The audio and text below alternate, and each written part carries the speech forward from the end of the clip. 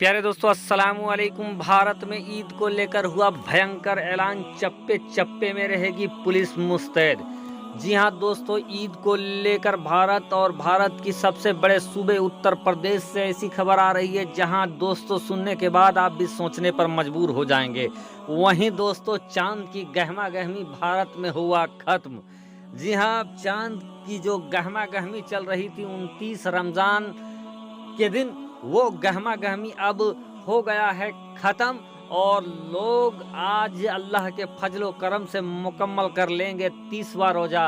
और 30वां रोज़ा के बाद दोस्तों, जिस तरीके से होड़ लगी रहती है चांद देखने की 29वें रोज़े में, वो गहमा गहमी, वो होड़ लोगों के जहन से ख़त्म हो गया है। अल्लाह का शुक्र है कि पूरे भारत और एतराफ़ के लोगों को एक और रोज़ा मिल गया और इधर मुल्क हिंदुस्तान के मुसलमानों ने 30 रोज़ा मुकम्मल कर लिए हैं।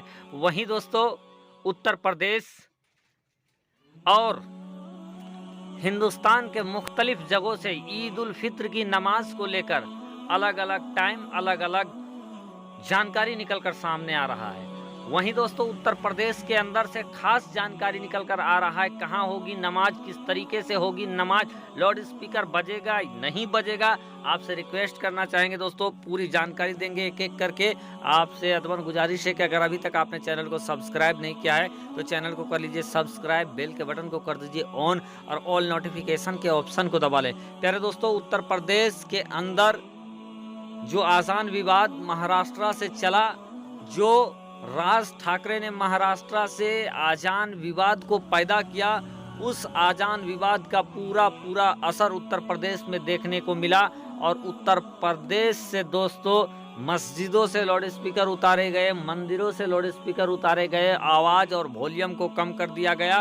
पूरा फोकस धार्मिक स्थल पे कर लिया गया, चाहे वो हिंदू हो चाहे वो मुसलमान है।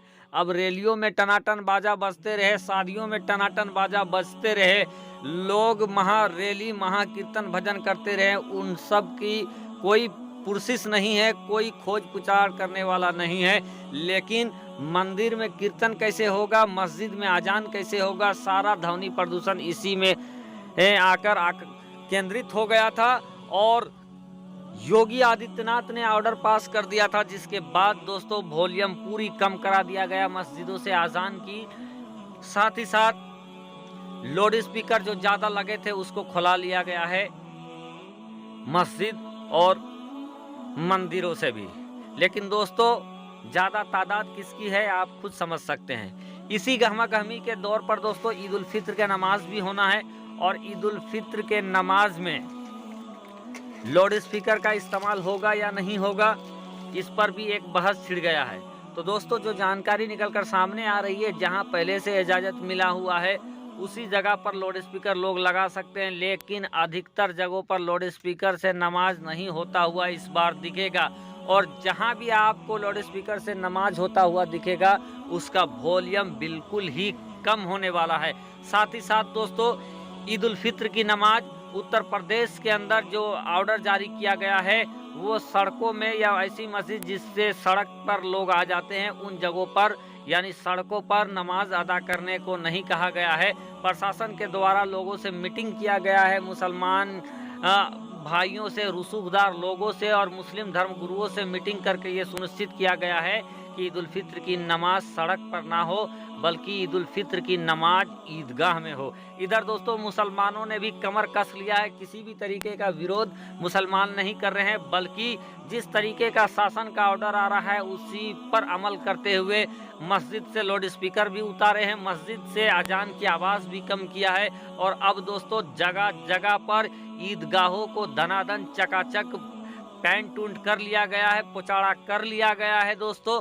और पूरी तैयारी कर ली गई है कि ईद उल फित्र की नमाज 3 तारीख को यानी कल ईदगाहों में अदा की जाएगी। इधर दोस्तों कुछ खबरें ऐसी भी आ रही है कि कुछ जगहों पर ईदगाहों में भगवा झंडा लहराने का खबर है। अब दोस्तों चूंकि सारा मामला, मुसलमान टकराव नहीं चाहते हैं, मुसलमान लड़ना भिड़ना नहीं चाहते, शांति से ये नमाज पढ़ना चाहते हैं, शांति से अपनी इबादत करना चाहते हैं। लेकिन ऐसे में भी कुछ लोग हैं जो मुसलमानों को छेड़ने की कोशिश करते हैं। और उसी क्रम में दोस्तों खबरें आई है कि कुछ जगहों पर ईदगाहों पर भगवा झंडा लहराया गया है। बहरकैफ मामला खुशी का है, मुसलमान टकराव नहीं चाहते हैं। मुसलमान अल्लाह के फजल करम से 30 रोजा मुकम्मल हो गया है दोस्तों, और ऐसे में मुसलमान अब आज इफ्तार के बाद चांद देखेंगे। लेकिन जो चांद की गहमा गहमी थी वो खत्म हो गया है, चांद का प्रभाव भी खत्म हो गया है। चूंकि दोस्तों इस्लाम में 30 रमजान से ज़्यादा रोज़ा आपको रखना भी नहीं है, और आज 30 कंप्लीट हो गया।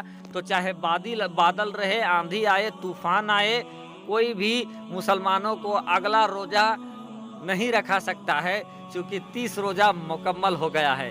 इधर दोस्तों अजान को लेकर महाराष्ट्र में कल राज ठाकरे ने पूरा का पूरा एक भयंकर रैली किया है, और रैली में अपनी ताकत दिखाने की कोशिश किया है। वहीं उद्धव ठाकरे जो कि महाराष्ट्र के मुख्यमंत्री हैं, उन्होंने सीधे तौर पर राज ठाकरे को निशाने पे लिया और कह डाला कि ऐसे लोग जो झंडा बदलते हैं वो कभी भी कहीं भी जा सकते हैं, अपनी बातों से पलट सकते हैं, अपने दल से पलट सकते हैं। इस तरीके का सीधा कटाक्ष उद्धव ठाकरे ने किया है।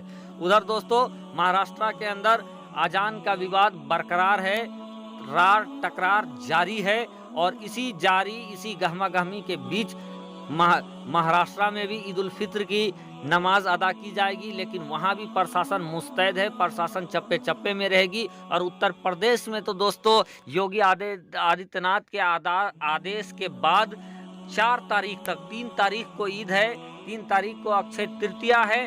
क्योंकि 2 त्यौहार एक ही साथ हो रहा है, अक्षय तृतीया भी हो रहा है, ईद भी हो रहा है, तो इसको लेकर 4 तारीख तक सभी पुलिस कर्मियों का जो छुट्टी था उसको ख़त्म कर दिया गया था।